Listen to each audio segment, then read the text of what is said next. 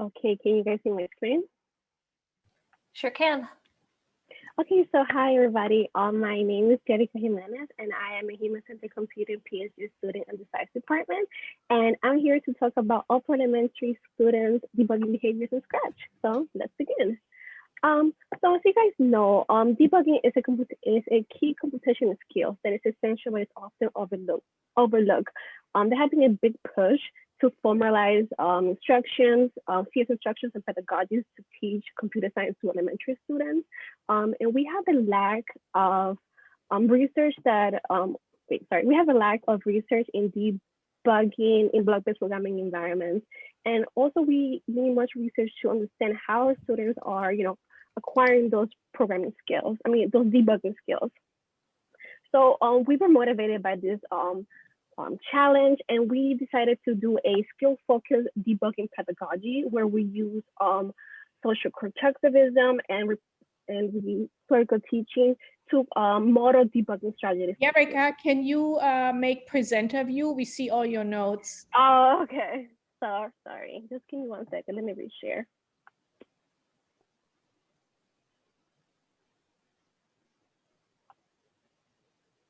Okay, so hopefully there we go. This would. Okay, so sorry about that. Okay, so we did a teaching, and so we also have some pedagogical elements. So for example, we have students do some live coding activities with us. We did we encouraged them to read, trace, and code together. We also had in-class code reviews where we were just kind of reviewing that code with the whole entire class. We had a debugging week where we taught students start from end how to plan and debug. We also had debugging tracking sheets because we wanted to make sure that the students become aware of what the bugs that they were encountering. And finally, we use and we use Karen Bretman debuggers because we wanted students to know other type of bugs that they may encounter in Scratch.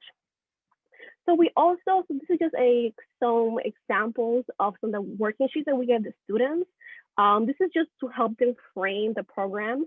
And this is just an example of the debugging worksheets where we had the students kind of drill down what were the type of bugs that they were experiencing, the location, and then how did they end up solving the bug. So we had the main research question was what are the common debugging behaviors that upper elementary students exhibit when they were debugging in Scratch. So we did this over an 8-week summer camp in a Title I charter school, and we had 19 students completed the think-aloud, the debugging think-aloud, and they were all African Americans, 4th and 5th grade students. So the students performed 6 tasks based on bugs that they already encountered during the class. And we used Karen Brentman debuggers just as a way to help us frame our debugging task. And all the tasks were different CS concepts that we taught in class. So this is just an example of how an example of a task in Scratch how we presented to the students. And the main finding that we found was the students reduced the complexity of the code when they were debugging. And I'm gonna jump into some specifics.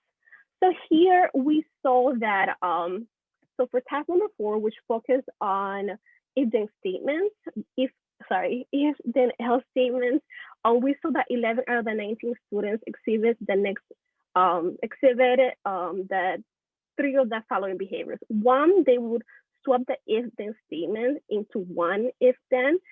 2, they would replace the if-then statements into multiple statements. And 3, they would just place 2 conditions within one if-then statement. And I will show you how that looks here. So we also saw the same exact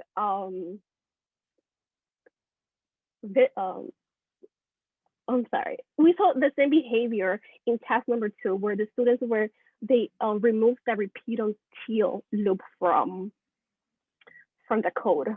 So another behavior that we saw was just like the removal of the construct, just because the removal of the construct.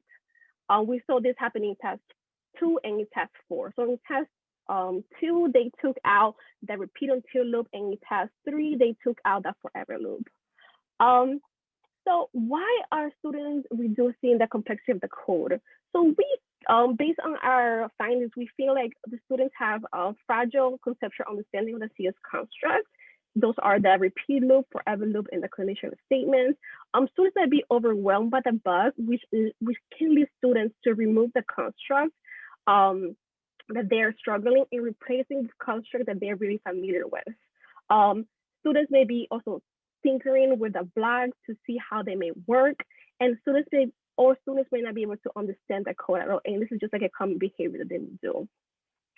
So some of the future work that I am going to be looking at is just having more in-class exercise and activities that focus on debugging, specifically teaching students debugging construct, and then having them walk through the solutions during class. Also, kind of pair debugging where the student would teach each other how to debug, I think could really help us understand better this question. So thank you so much. That's what I have for you. Wonderful, thank you. All right, so let's open it up to questions.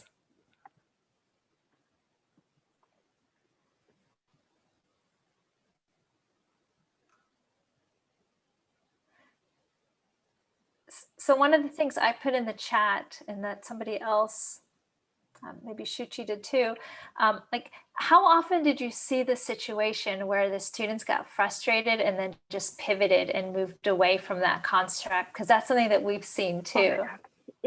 So actually we saw that a lot. So from, I could share my screen. So we saw that for, I would say around like 10 of the 19 students, they kind of did that behavior of just deleting that construct just because they were not aware, they probably didn't had a really fragile understanding of the construct itself. Thank you. Good. Other questions for Yerika? I have a question. So I'm really excited about the future. Obviously, I'm really excited to see the deep buckets work. So that's really fun to see that. Yeah, thank you so much for that. No, I'm so excited that you're here. Thank you for doing such beautiful things with it.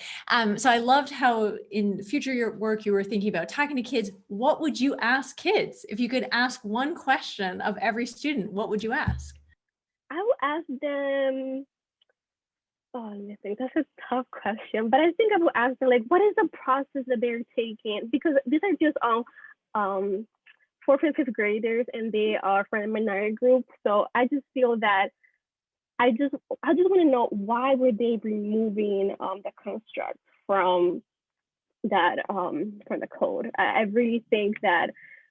So actually, I have some more data from another study that I just ran this summer, and some of the resources they gave me were that they didn't think they needed it within that within the bug. Within that program. Yeah, so that's another questions that we asked, the responses. Very cool. Thank you so much. Thank you. Thank you so much. Nicely done.